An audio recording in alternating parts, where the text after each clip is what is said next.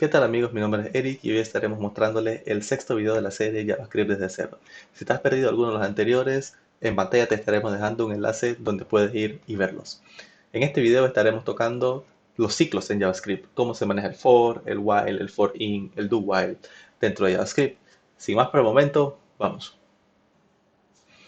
El primero de las sentencias de ciclos que vamos a ver es la sentencia de for. Y el for se define muy parecido a como se define en otros lenguajes como C y Java, en el que se escribe la palabra reservada for, unos paréntesis de apertura, en donde se colocan tres elementos divididos por punto y coma.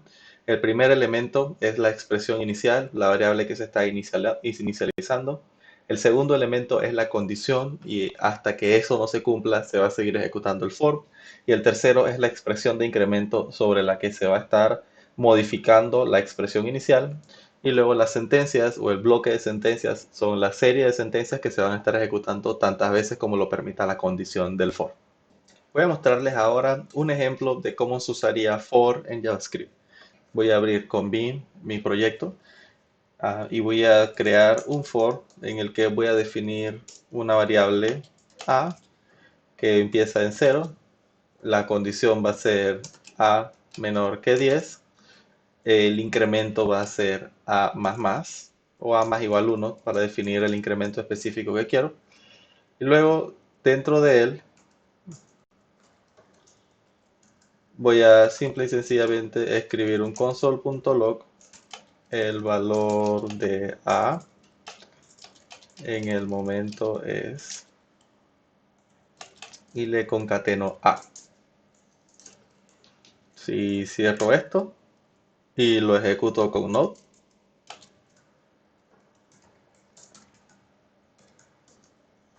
vemos que se imprime tantas veces ese console log como lo permitió tanto el incremento como la condición de JavaScript. Ahora haremos una pequeña modificación al código solo para cambiar la forma en la que estamos haciendo el incremento. Voy a volver a entrar con Vim, va a venir hasta el final acá. Este 1 podemos modificar por un 2. Si lo salvamos y lo volvemos a ejecutar, vemos que ahora solamente se ejecuta la mitad de veces. Y así es como ustedes pueden trabajar con los fors en JavaScript. Cabe también mencionar que este var puede ser sustituido por un let para que esa variable solamente exista cada vez que se esté ejecutando la sentencia de bloque del for. En la sentencia do while es un escenario un poco parecido al for, estamos todavía en ciclos de iteración en JavaScript y en esta sentencia se escribe de la siguiente forma: do, el bloque de sentencias, y while y la condición. La diferencia entre este do while y el while tradicional es que el do while siempre se ejecuta al menos una vez y al finalizar esa ejecución se evalúa la condición para ver si se ejecuta una segunda o más veces, pero siempre se ejecuta al menos una vez. Y aquí hay un ejemplo muy básico de cómo se hace un do while. Voy a copiarlo y una vez copiado voy a pegarlo en mi terminal. Y simple y sencillamente sabemos que esto va a ejecutar un do. La primera vez el i va a valer más igual 1 y de allí va a imprimir los console logs. Para que esto funcione, sin embargo, tiene que haber una inicialización de i. Y si lo ejecutamos ahora, podemos ver que se ejecuta imprimiendo 1, 2, 3, 4, 5. Entonces se ejecutó la primera vez, a pesar de que i la primera vez valía 0, en la forma en la que está estructurado el ejemplo. Se le sumó a ese 0, 1 y se imprimió el 1. Y luego se imprimió hasta el 5, hasta que se cumplió con la condición del while y se paró la ejecución. Como mencioné hace un segundo, la sentencia while se diferencia con la sentencia do while en el que no se ejecuta por defecto una vez el bloque de sentencias del while. Él siempre primero pregunta la condición y si esa condición no se cumple una primera vez, él nunca ejecuta nada de lo que esté dentro del bloque. Y la forma de escritura es while y la condición que vamos a estar evaluando. La diferencia del for, en el que el mismo for se tiene un incrementador, que es el que ayuda a controlar o modificar esa variable que está siendo evaluada en cada iteración. Acá tenemos que hacer una modificación de esa variable de manera manual. Y para eso vamos a ver un ejemplo ejecutando nuestro terminal. Para ejecutarlo, primero voy a copiar este ejemplo 1 y lo voy a pegar en nuestro terminal. Solo que para que veamos algo, voy a agregarle un console.log en el que voy a mostrar, por ejemplo, el valor de n es, y le concateno la n. Y aquí debajo imprimimos el acumulador, que sería el valor de x es x. ¿Ok? Para que vean lo que está almacenando x, es básicamente un acumulador. Si lo ejecutamos ahora, van a ver que el valor de n la primera vez es 1, el acumulador es 1, la segunda vez x es 3 y la tercera vez x es 6 y se ejecuta solamente 3 veces. Acá le tengo otro ejemplo en el que se tiene un while que tiene simple y sencillamente un true adentro. Esto quiere decir que este while se va a ejecutar de manera infinita hasta que algún factor externo interrumpa la ejecución. Ese proceso va a seguir ejecutándose, y un escenario común donde ustedes ven que hay un while true, está siempre ejecutando, es por ejemplo en servidores de aplicación web, en donde están constantemente escuchando a peticiones que vengan de algún cliente.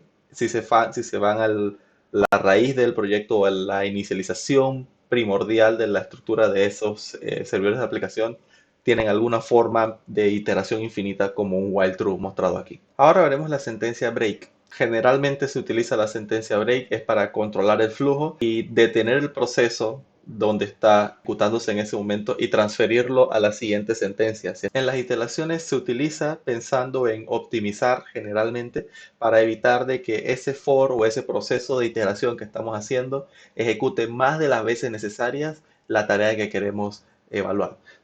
Y ahora estamos aquí para mostrar el ejemplo del break en JavaScript. He decidido crear un arreglo en el que tenemos 4 variables o 4 elementos que son pseudo aleatorios entre 0 y 10. Luego declaro una variable n en 0. Las sentencias del while se van a ejecutar tantas veces como lo permita esta condición, siempre que esa n sea menor que el tamaño del arreglo de A. Y luego preguntamos si ese valor generado en ese índice que estamos trabajando, que es la n, es mayor que 8, imprimimos el valor es mayor que 8, se debe romper allí. Si no, lo va a ejecutar tantas veces como elementos existan en A. Por eso el a.length. Si ahora hacemos el node de eso, vamos a ver que no se ejecutó las 4 veces que es el tamaño de A, sino que se ejecutó solamente una. Esto es una ejecución. 2, valor de A y N. 3. Y justo en la cuarta encontró que el valor generado de manera pseudo aleatoria mayor que 8. Si ejecutamos varias veces esto, algunas veces no va a encontrar eso y se va a ejecutar todas las veces, como es el ejemplo de aquí. Se ejecutó 4 veces y ninguno de los valores que crearon de manera pseudo aleatoria fue mayor que 8. La etiqueta continua se puede utilizar de dos formas. Una es cuando se utiliza sin etiqueta y la otra es cuando se utiliza con etiqueta. Con etiqueta casi no es utilizada, así que voy a enfocarme en la cuando se usa sin etiqueta.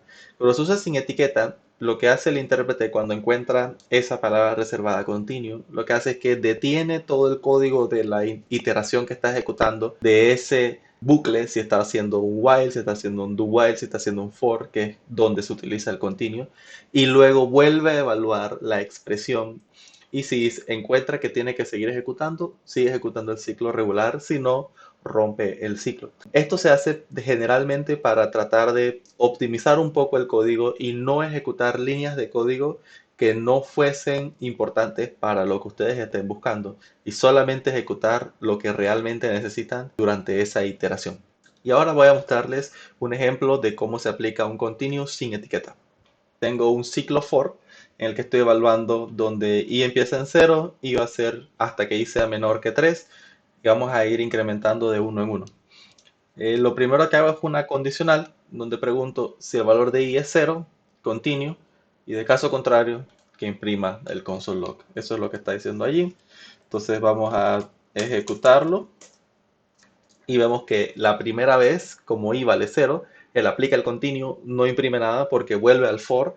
Como el i todavía está dentro de lo que es válido para la condición que tenemos ubicada dentro del for, vuelve a entrar.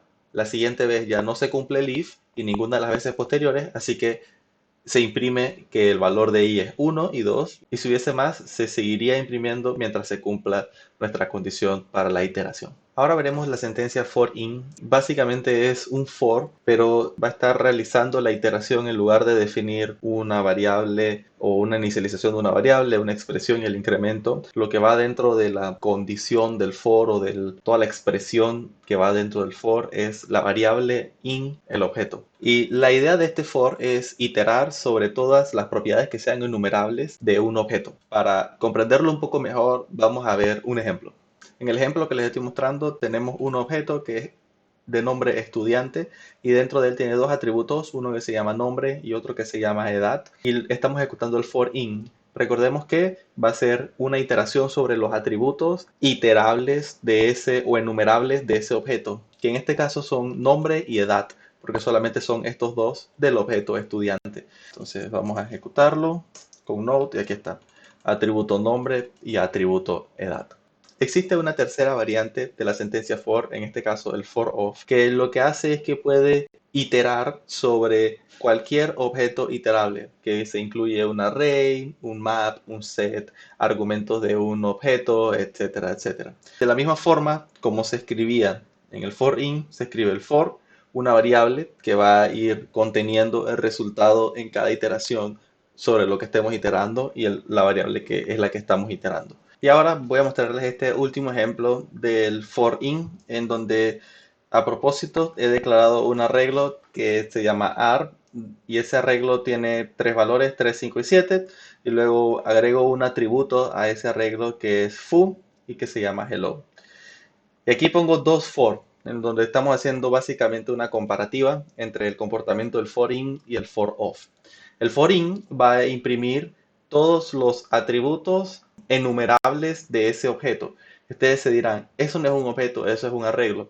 La verdad es que JavaScript estructura los arreglos como un objeto, solo que los atributos de ese objeto son números que serían los índices del arreglo. Para JavaScript, este arreglo realmente es un objeto en el que tiene un atributo que es 0 y eso corresponde al valor 3, un atributo que es 1 y eso corresponde al valor 5 y un atributo que es 2 y eso corresponde al valor 7. Y por eso es que cuando imprimamos esto vamos a ver que va a imprimir la primera vez 0 porque es el primero de los atributos del objeto, 1, el segundo, 2, el tercero y foo, que es el que estamos agregando aquí. Son los 4 atributos que tiene hasta ese momento el arreglo o el objeto enmascarado de arreglo. Y el for of lo que va a hacer es imprimir los tres valores del iterable, como no está tomando en cuenta ninguno de los atributos extras, sino específicamente el iterable, que en este caso es un arreglo, solamente va a imprimir el contenido de cada uno de los elementos de ese arreglo, que sería el 3, el 5 y el 7. Pero no me crean, vamos a ejecutarlo con node. Y aquí pueden ver que se ejecuta 0, 1, 2 y foo, que son los atributos de ese objeto, arreglo. Y luego 3, 5 y 7, que es el contenido del arreglo. Y allí podemos ver una diferencia y cómo usar el for in y el for of dentro de JavaScript. Y bueno, eso ha sido todo en este último video de la serie JavaScript desde cero, en donde hemos visto elementos desde teoría, de cómo se ejecuta JavaScript, qué es JavaScript, un poco de historia, hasta la parte del propio lenguaje, definición de variables, tipo de variables, cómo se escribe en JavaScript, manejo de if, else, manejo de errores, manejo de sentencias de tipo iteración. Y esperemos que esto les ayude a setear una base de conocimiento para poder empezar a desarrollar en este lenguaje que tanto se usa hoy en día. Si les ha gustado el video, por favor, dejen un like. Si les ha encantado, por favor, suscríbanse. Y si quieren saber más de nosotros, por favor, denle a la campanita. Recuerden que todos los enlaces estarán en la descripción en conjunto con el repositorio en donde está almacenado todos los documentos que usé para esta serie de videos. Sin más por el momento, nos vemos en la próxima. Chao.